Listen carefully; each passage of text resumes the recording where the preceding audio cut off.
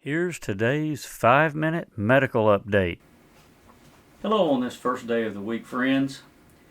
I promised you part 4, and I bring you something that hopefully will, with all the information that you may received concerning the epidemics of the past, might help you put all of this coronavirus problem in perspective. So, in the spirit of honoring our elders, I have on a 1957 original Hawaiian shirt with metal buttons today, my flat top, and here's a picture of my 1969 Ford pickup truck. So hopefully, those of you over 70 years of age, I have nostalgic for about 5 minutes, because I need to talk to you about a very deep burden that I have for our young people and the nation as a physician and a citizen.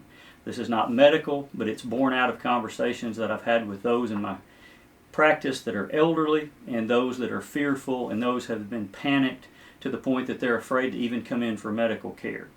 So especially for those of you who lived through all of what I had addressed last evening, especially regarding polio virus and World War II, I need your help and your wisdom. Know that you have our love and compassion and respect. We want you protected during this pandemic, just as we want to be protected when we hopefully reach your age. I don't think anyone wants the alternative to getting older. That's not an alternative that many like. There are 70 to 85-year-olds that I have in my life who should have 15 to 25 years ahead, for whom I would be devastated if we lost them. These are my mentors. But these are also the very people that if they were 18 to 50 years of age themselves, in past generations, hazarded their lives for the good of the family and the country. You didn't stay at home during crises worse than coronavirus. You made the country work. We need to learn that kind of spirit again. We need a good dose of your grit. Like a great governor and leader rallied his troops and citizens in the 5th century AD, you can spread a good word by saying, similarly, fight for your brethren, your sons and your daughters, your wives and your houses. We will fight for you, who are our elders, gladly and be inconvenienced in some ways to keep effective coronavirus precautions for you, but we need your guidance now. I've got a request and a challenge for those of you above 70 years of age. I think that it's time for those of you who are rightly called the greatest generation to step up and show the spirit that made you that. Some of our courageous elders need to tell those at low risk, who are the backbone of our economy and the backbone of the development of your grandchildren and great-grandchildren, to buck up and get on with life. Tell your churches and clubs, government, kids and grandkids that you didn't risk your lives to make this the greatest country in the world so that they could let it all limp away.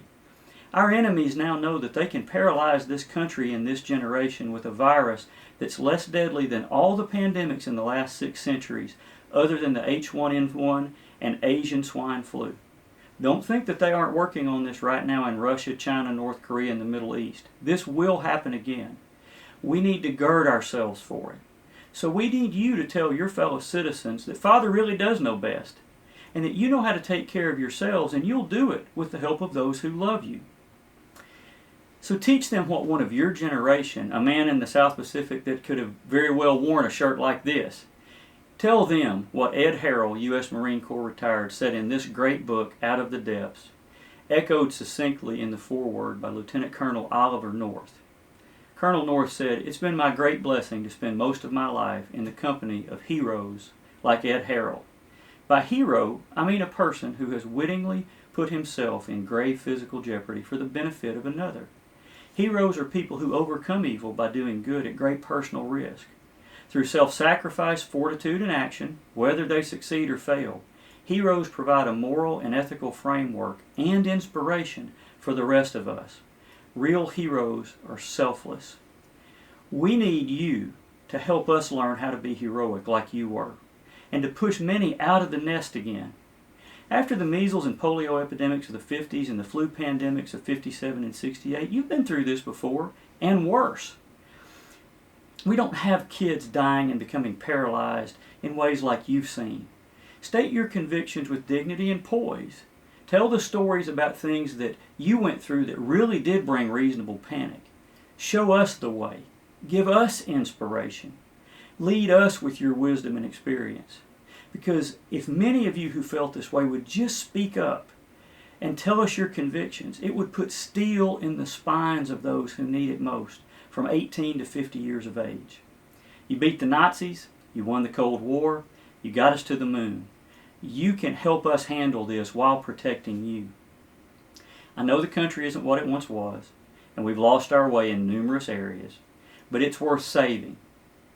This may be your last great service assignment to your nation by passing on the lessons you've learned by hard experience to those who follow you and will deal with these things to come.